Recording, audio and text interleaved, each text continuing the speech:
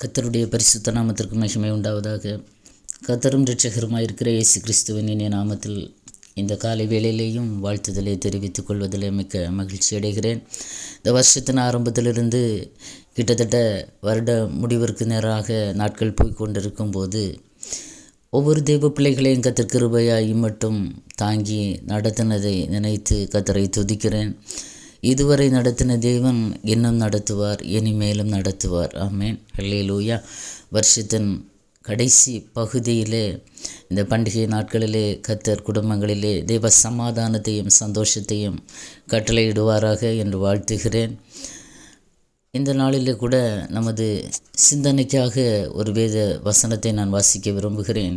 எரேமியா தீர்க்கதரிசன புஸ்தகம் 15வது அதிகாரம் 5வது வசனம். எருசலேமே, யார் உன்மேல் இறங்குவார்கள்? யார் உன்மேல் பரிதபிப்பார்கள்? யார் உன்னிடத்திற்கு திரும்பி உன் சுக செய்தியை விசாரிப்பார்கள்? ஹல்லேலூயா. கர்த்தருடைய நாமம் மகிமைப்படுவதாக. பிரியமான தெய்வ பிள்ளைகளே, இந்த காலை வேளையில் கூட இதே சூழ்நிலையில் நீங்கள் இருக்கிறீங்களா? ஹல்லேலூயா. 3 விதமான காரியங்கள் இந்த இடத்துல சொல்லப்பட்டிருக்கிறது. யார் இறங்குவாங்க? இன்னொன்று, யார் எனக்காக பரிதபிப்பாங்க? யார் என்னிடத்திற்கு திரும்பி என்னுடைய சுக செய்தியை விசாரிப்பார்கள் என்று ஏக்கத்தோடு இருக்கிறீங்களா?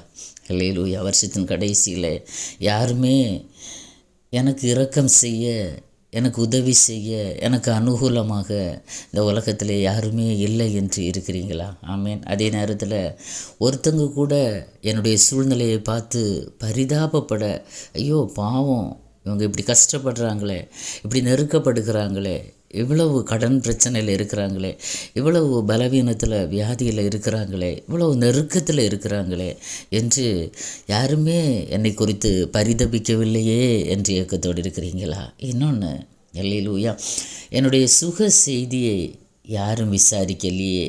ஆமே, என்னிடத்தில் திரும்பி நான் இருக்கிற நிலைமை, எல்லாருமே எனக்கு இருக்கிறாங்க, சொந்த பந்தங்கள் இருக்கிறது, கணவன் இருக்கிறார், பிள்ளைகள் இருக்கிறாங்க, அதே சூழ்நிலையில் மனைவி இருக்கிறாங்க, பிள்ளைங்க இருக்கிறாங்க, உடன்பிறப்புகள் இருக்கிறாங்க, எல்லா ரிலேஷன்ஸ் இருக்கிறாங்க, ஃப்ரெண்ட்ஸ் இருக்கிறாங்க. ஆனால் என் பக்கமாய் திரும்பி என் சுக செய்தியை விசாரிப்பார் ஒருவரும் இல்லையே. இப்படி ஏக்கத்தோடு இருக்கிறீங்களா? ஹல்லேலூயா. இந்த காலை வேளையிலே கர்த்தர் உங்களை விசாரிக்கிற தேவன். ஆமேன், ஹல்லேலூயா. எந்த சூழ்நிலையில் இருந்தாலும், கடினமான பாதையில் இருக்கும்போது, நெருக்கத்தின் பாதையில் இருக்கும்போது, ஆமேன், விசாரிப்பற்ற நிலையில் இருக்கும்போது, அதைத்தான் நான் வேதத்தில் பார்க்கிறோம். அவர்கள் உன்னை விசாரிப்பற்ற சீயோன் என்று சொல்லி தள்ளுண்டவன் என்று உனக்கு பெயரிட்டபடினால நான் உனக்கு ஆரோக்கியம் வர பண்ணி உன் காயங்களை ஆற்றுவேன் என்று கர்த்தர் சொல்லுகிறார். யார் விசாரிக்கப்படாமல் இருக்கிறார்களோ, யாரை உலகம் தள்ளி வைக்கிறதோ அவர்களுக்கு நேராக கர்த்தர் சாய்கிற தேவன். ஆமென், ஹல்லேலூயா. அவர்களுக்காக பரிதபிக்கிறவர் நம்முடைய தேவன். ஆனால் இந்த இடம் சற்று வித்தியாசமான ஒரு சூழ்நிலை. ஆமென், ஹல்லேலூயா. எருசலேமின் நிலைமை, ஆமென், இஸ்ரவேல் ஜனங்களுடைய நிலைமையை பார்த்து இந்த இடத்துல எரேமியா தீர்க்கதரிசியை கொண்டு கர்த்தர் சொல்லும்போது இந்த வார்த்தைகள் இந்த இடத்துல எழுதப்பட்டிருக்கிறது. ஆமென், ஹல்லேலூயா. நெகேமியாவின் புஸ்தகம் 1வது அதிகாரம் 4ஆம் வசனத்தில், இந்த வார்த்தைகளை கேட்டபோது நான் உட்கார்ந்து அழுது சில நாளாய் துக்கித்து உபவாசித்து மன்றாடி பரலோகத்தின் தேவனை நோக்கி. ஆமென், ஹல்லேலூயா. தெய்வ பிள்ளைகளை நெருக்கப்படுகிற சூழ்நிலையில், ஒடுக்கப்படுகிற சூழ்நிலையில் எருசலேமுக்காக அன்றைக்கு ஒருவர் திறப்பிலே நிற்க தயாரானார். ஆமென், ஹல்லேலூயா. எப்படி இந்த வார்த்தைகளை கேட்டபோது, மேலே சொன்னப்பட்ட வார்த்தைகளை கேட்டபோது உட்கார்ந்து அழுது துக்கித்து அதுக்கப்புறம் உபவாசித்து தேவ சமூகத்திலே மன்றாடி ஜெபிக்கிறார். என்ன ஜெபித்தார் தெரியுமா? கீழே வசனங்களை நீங்கள் வாசித்தீங்கன்னா, நானும் என் தகப்பன் வீட்டாரும் என்ன செய்தோம்? பாவம் செய்தோம். இஸ்ரவேல் ஜனங்களாகிய நாங்கள் உம்மை விட்டு தூரம் போனோம் ஆண்டவரே. ஆகவே உமது அடியேனுடைய ஜெபத்தை கேட்டு இந்த பாவங்களை எல்லாம் எங்களுக்கு மன்னி தரலும் என்று ஒரு பாவ அறிக்கை செய்து தெய்வ சமூகத்திலே ஜெபிக்கிறார். ஆமென். அவர் அந்த தேசத்திற்காக, ஜனங்களுக்காக, தகப்பன் வீட்டுக்காக, சொந்த பந்தங்களுக்காக திறப்பிலே நிற்கிறதான நெகேமியா. ஆமென், ஹல்லேலூயா.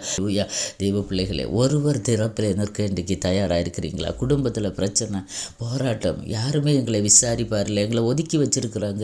எந்த சொந்த பந்தங்களை எங்களை ஏறிட்டு கூட பார்க்க அவங்க விரும்பலை. ஏன்னா நாங்கள் இருக்கிற நிலைமை அப்படி. ஒருவேளை ஒரு கடன் பிரச்சனை, இல்லைன்னா ஒரு வியாதியினால், இல்லைன்னா ஏதோ ஒரு சூழ்நிலை நிமித்தமாக சிதறடிக்கப்பட்ட வாழ்க்கை. ஆமேன், ஹல்லேலூயா. அந்த நேரத்தில் ஒருவர் திறப்பில் நிற்க தயாராக இருப்பீங்கன்னா கர்த்தர் நிலைமைகளை மாற்றுகிற தேவன். அலங்கம் திருப்பி கட்டப்படும், வாசல்கள் திருப்பி கட்டப்படும். ஆமேன். குடும்பத்தில் இருக்கிறதான எல்லாவற்றையும் அந்த இருக்கிறதான நிலைமையை அப்படியே திருப்பி கட்டி எழுப்ப என் தேவன் வல்லமை உள்ளவர். ஆமேன், ஹல்லேலூயா, ஹல்லேலூயா. ஏதோ ஒரு சூழ்நிலையில் கர்த்தரை விட்டு பின்வாங்கி வந்திருக்கலாம்.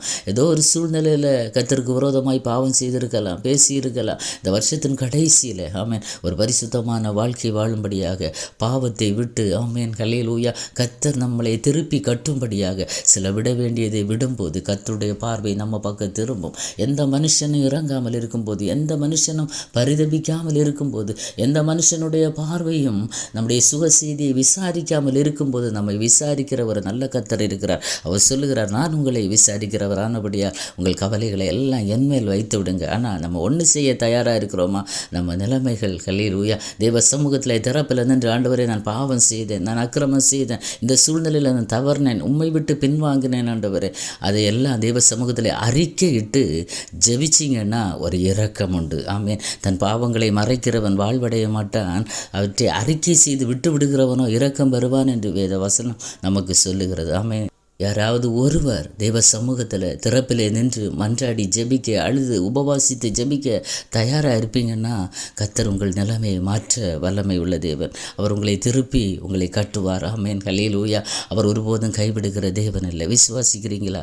கண்களை மூடி ஜெபிப்போமா? தகப்பனே, இந்த நல்ல காலை வேலைக்காக உமக்கு நன்றி ஆண்டவரே. அந்த எருசலேமுக்காக இறங்குவதற்கு யாரும் இல்லை, பரிதபிக்க யாரும் இல்லை. ஆனால் ஒரு நெகேமியா தேவ சமூகத்திலே தன்னை தாழ்த்தி உபவாசித்து அழுது துக்கமடைந்து ஆண்டவரை பாரத்தோடு ஜெபித்த போது கர்த்தர் நிலைமைகளை மாற்றி நீர் ஆண்டவரே. அதே மாதிரி இந்த நாளில் குடும்பங்களில் இப்பேற்பட்ட நிலைமையில் யாருமே எனக்கு இல்லையே என்று கலக்கத்தோடு இருக்கிற தேவ பிள்ளைகளுடைய வாழ்க்கையிலே கர்த்தர் இறங்குவீராக அப்பா. யாராவது ஒருவர் திறப்பிலே நிற்க, தேவ சமூகத்திலே தங்களை அர்ப்பணித்து ஜெபிக்க கர்த்தர் உதவி செய்யுங்க ஆண்டவரே. ஆண்டவரே, ஜெபிக்கிற பட்சத்தில் கர்த்தர் ஜெபத்தை கேட்டு ஆண்டவரே சேமத்தை கொடுக்கிற தெய்வம் ஆண்டவரே. என் நாமம் தரிக்கப்பட்ட ஜனங்கள் தங்களை தாழ்த்தி ஜெபம் பண்ணி தங்கள் பொல்லாத வழிகளை விட்டு திரும்பும்போது பரலோகத்தில் இருக்கிற நான் கேட்டு அவர்கள் தேசத்துக்கு சேமத்தை கொடுப்பேன் என்று சொன்னீங்களே அப்பா. ஆண்டவரே, உங்களுடைய முகத்தை தேடட்டும் அப்பா. பாவங்களை விட்டு ஆண்டவரே மனம் திரும்ப கர்த்தர் உதவி செய்யுங்க ஆண்டவரே. ஒவ்வொரு குடும்பங்களும் இந்த வருஷத்தின் கடைசியில் சேமமாக இருப்பாங்களாக, சந்தோஷமாக இருப்பாங்களாக, மனமகிழ்ச்சியாக இருக்க கர்த்தர் உதவி செய்வீராக அப்பா. கர்த்தர் விசாரிப்பீராக, கர்த்தர் இறங்குவீராக. உங்கள் கிருபை ஒவ்வொரு பிள்ளைகளையும் குடும்பங்களையும் தாங்கட்டும். இந்த செய்தியை கேட்கிற பிள்ளைகளை கர்த்தர் ஆசீர்வதித்து பலப்படுத்துவீராக, தொடர்ந்து நடத்துவீராக. உங்கள் நாம மாத்திரம் மகிமைப்படட்டும். கர்த்தர் உயர்ந்திருப்பீராக. ஆசீர்வதியும். இயேசுவின் மூலம் ஜெபத்தை கேளும் ஜீவனுள்ள நல்ல பிதாவே. ஆமேன், ஆமேன். God bless you.